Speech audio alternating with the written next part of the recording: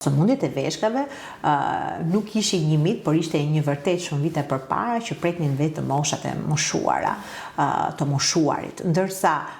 po bëhet realitet fillimi i dëmtimit në veshka që në moshë të hershme. Këtu përfshihen të rinjt, fillimi i hipertensionit, fillimi i diabetit në moshë të re, obeziteti në moshë të re, janë faktorë tjerë të rëndësishëm që po e përshpejtojnë moshën e shfaqjes së dëmtimit edhe në veshka.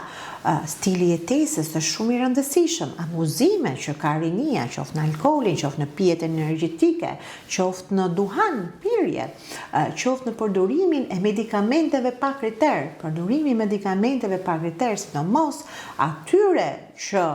trajtojnë dhimbjen, opiateve, ibuprofenit, voltarenit, okit e kështu me radhë dëmton shëndetin e veshkave. Janë pikërisht këto faktorë të cilët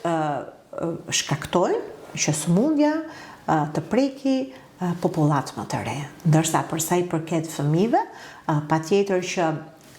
veshka nuk i kërcen fëmijët, por në masa pak më të vogël se sa të rinjt dhe adultët, në fillimet e tyre, përjashtuar rastet, por kanë probleme anatomike, morfologjike të lindura strukturale, ato trajtohen siç duhet dhe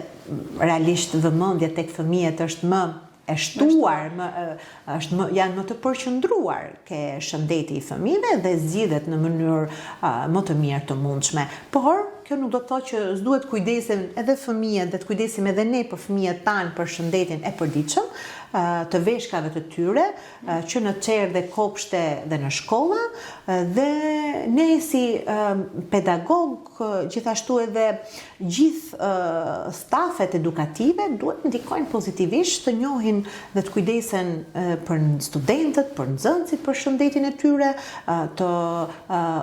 realizojmë fushata të mirëfillta ndërgjegjësuese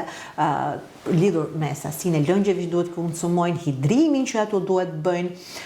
mos mbajtjen e urinave, të njihen me higjienën